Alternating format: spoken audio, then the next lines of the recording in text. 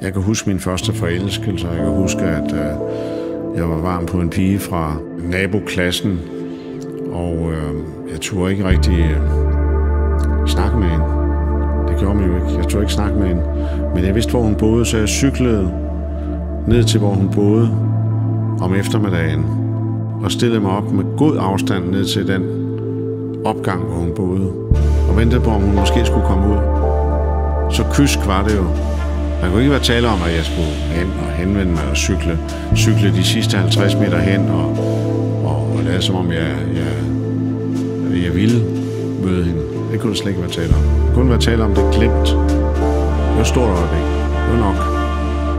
Nu kørte jeg hjem igen. Men altså, det er lige præcis det.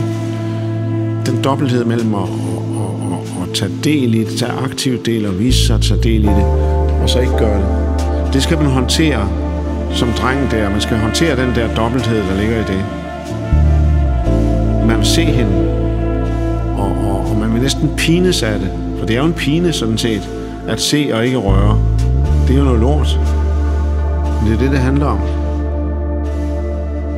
Og det gemmer man så i sig som en slags erindring, eller sådan, man tager hjem og tænker over, når for sagde nu.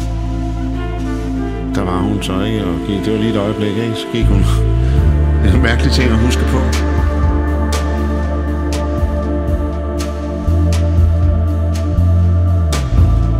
Det man har, det er forelskelsen selv. Man har ikke mødet. Man har kun forelskelsen. Følelsen af at være betaget. At det er hende der, og ingen andre. Det er det eneste, man har ud af det. Men det er også i orden.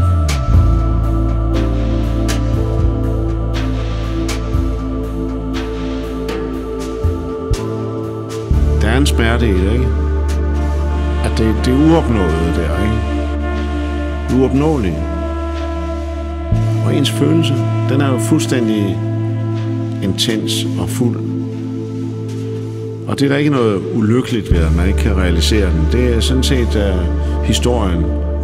Den er indeholdt i det der. Altså, at man bare betragter, og man mærker sit hjerte slå.